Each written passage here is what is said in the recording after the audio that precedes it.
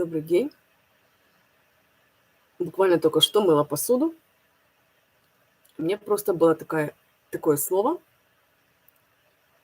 что якобы вот Бог долго смотрел на человечество. И у него действительно люди, которые не обращаются к нему, это не его люди.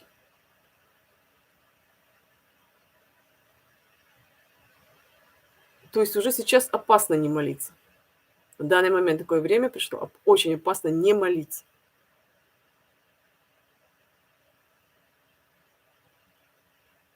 И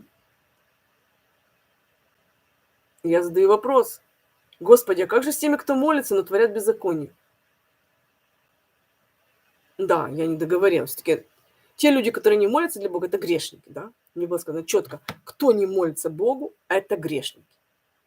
То есть прозвучала такая информация. Вот. И я говорю: а как же с теми, которые молятся, но творят беззаконие? Бог мне говорит: а это смертники.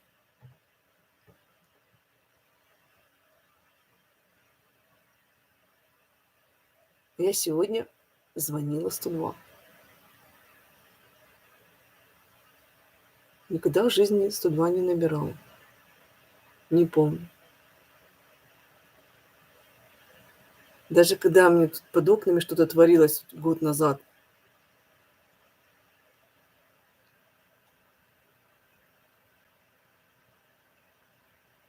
А почему я позвонила 102? Вы знаете, я помолилась, и серьезно помолилась. Я сказала: Господь, я несколько раз об этом просила.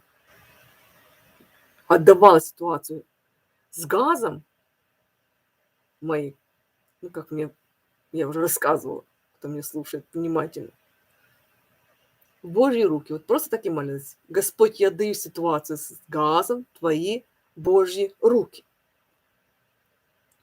Тогда я не могла дозвониться. На следующий день я дозвонилась. Мне назвали цифры, которые я должна заплатить.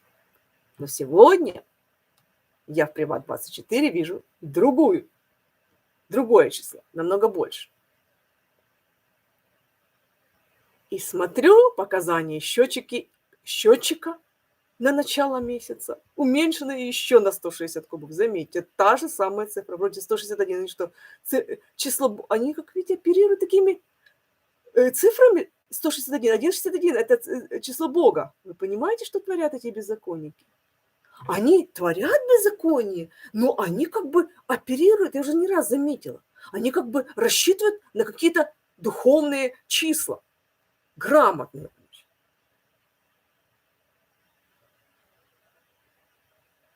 Целое лето они там сдвигали, понимаете? Показания счетчика они сдвигают вниз, и тебе выдают другую цифру. Я пересчитала, увидела, что я уже переплатила. Вот. Но когда мне за месяц набежало задним числом, понимаешь, что они делают? 320 кубов, да, умножаем. Это почти 2500. Просто так, на ровном месте. И они эти цифры, они потом вытянут его, понимаешь? Они потом скажут, что нет, на самом деле ты должна. И вот если бы я сейчас заплатила по этой квитанции, если бы я заплатила, то я бы ничего уже не доказала.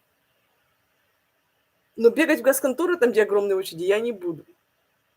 Поэтому я заявила в милицию. Потому что год назад мне отрезали газ ни за что. У нас с братом один стояк. У него было какая-то там 1000 гривен долга. Предупреждения не было, как положено.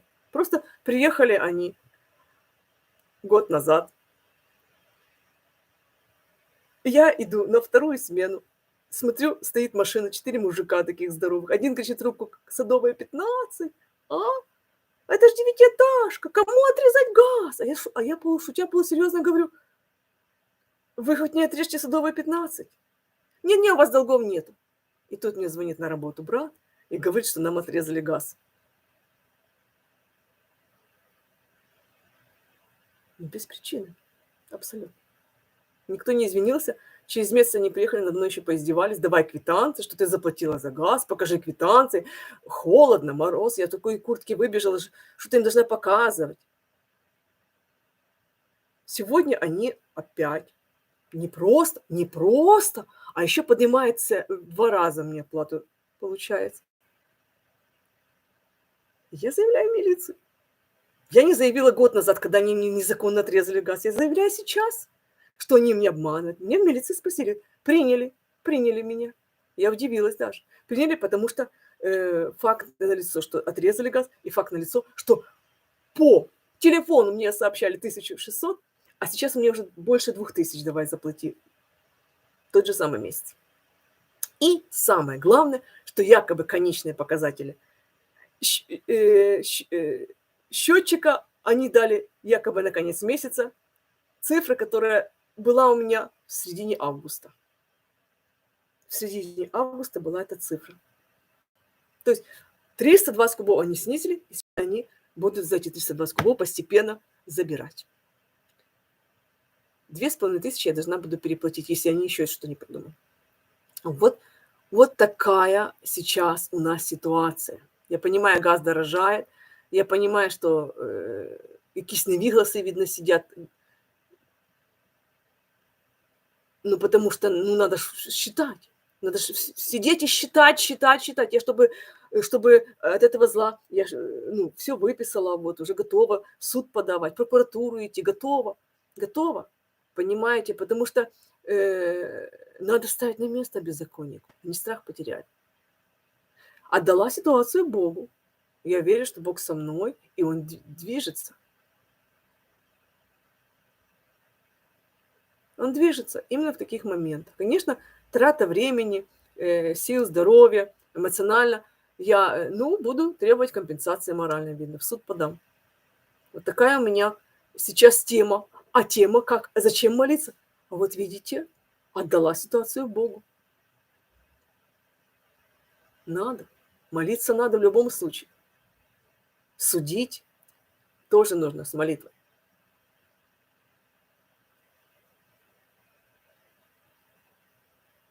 Потому что дьявол пришел убить, украсть и погубить.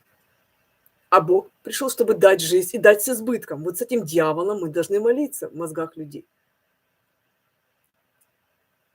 которые безобразничают.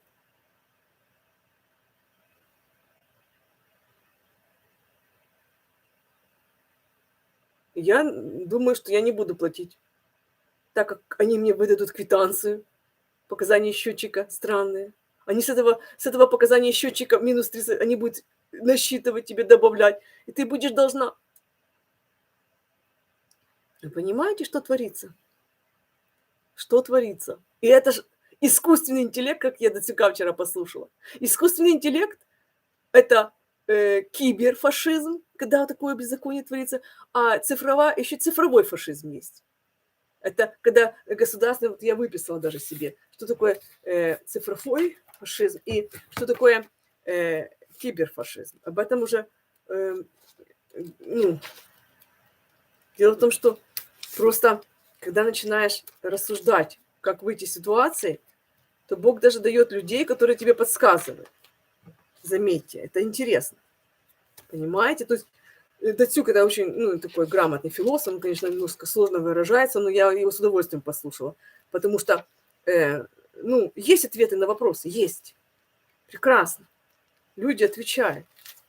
Люди дают какие-то вот знания. Бог дает знания через людей четко. Звучит такие моменты, которые подсказывают тебе, как дальше действовать. Потому что, действительно, вот работает компьютер, да, работает программа, вот, и якобы надо, чтобы мы делали какие-то, якобы вот хорошо, программа работает, все считает, все нормально, программисты сочинили программу, и она работает. Все. Оказывается, нет. Можно переписать программу, можно что-то дополнить. Знаете, как в игре каждый раз что-то дополняется. И с тобой уже играется, и ты чужим людям даешь деньги. Понимаете, как интересно? Они, как я заметила, одна это стоит программа, вот летом стоит программа, которая уменьшала показания счетчика там, я заметила, 3 раза. Вот я заметила. Вот набежала у моей соседки 45 кубов, ей за 15. Понимаете, так 15 уменьшали. Понимаете? А у меня я меньше тратила газа, мне 5 кубов. И там, понимаете, 3 раза. 5 вместо 15 кубов я 5. А тут уже так, 160 кубов добавили. Я говорю, число Бога, 1,61, я заметила. Да. Ну что ж, будем воевать. Люди хотят войны. Будем воевать. Корпорация просто, это цифровой фашизм, скорее всего, потому что корпорация просто платит деньги программистам, которые дурят людей. Это реально. Вот. И я ж такая не одна. И Бог меня призывает заботиться о бедных. И люди там околачиваются с лета в этих конторах, чтобы выяснить, почему дети данные берутся, понимаете? Кто-то сидит, издевается, заплатил этим программистам, они составили программу, она работает себе как хочет. Понимаете? Я звоню, разговариваю с человеком, тут же я говорю, что у вас такое? Приедьте, напишите заявление, мы вам дадим показания счетчика, ну, дадим распечатку там за год или за сколько. Я не приехала, они мне еще уменьшили показания счетчика. Я должна буду платить еще дальше. Не буду я платить. Не буду я платить. Я благословляю людей, которые борются за правду.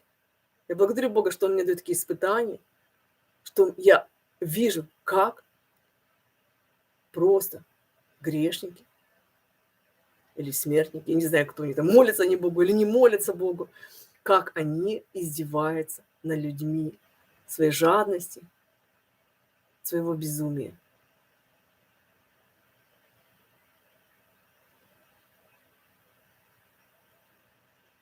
Я понимаю, что там Путин цены назначил, да, высокие за газ.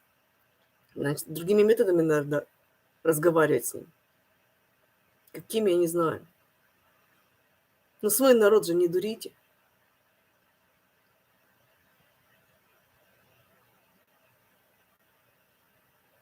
Рассчитано на лоха. Ну, вот интересно, а куда идут эти деньги? Вот куда? Вот куда эти, по расчету, куда они идут? Как они эти схемы потом работают? Ну, как обычно, как мне было, какой-то год был, 2000-й. Мне приходило письмо, что якобы я должна. Мамочка приходит мне, говорит, Лиля, у тебя какое-то письмо, что ты должна. Я говорю, мамочка, я плачу от ада, все точно, четко плачу, мне нету долгов, нету долгов. Вот. И получается, что дедушка мой старенький, конечно, был, не понимал, что делал. В общем, впустил он их, они мне отрезали газ. Я прихожу в ту газконтору, вот, и получается, что приношу все квитанции. А они удаляют квитанции за 3,5 года назад. То есть по закону нужно, чтобы квитанция сохранялась 3 года. Вот. А они удаляют 3 квитанции за 96-й, допустим, год. То есть уже 3 года прошло, больше 3 лет.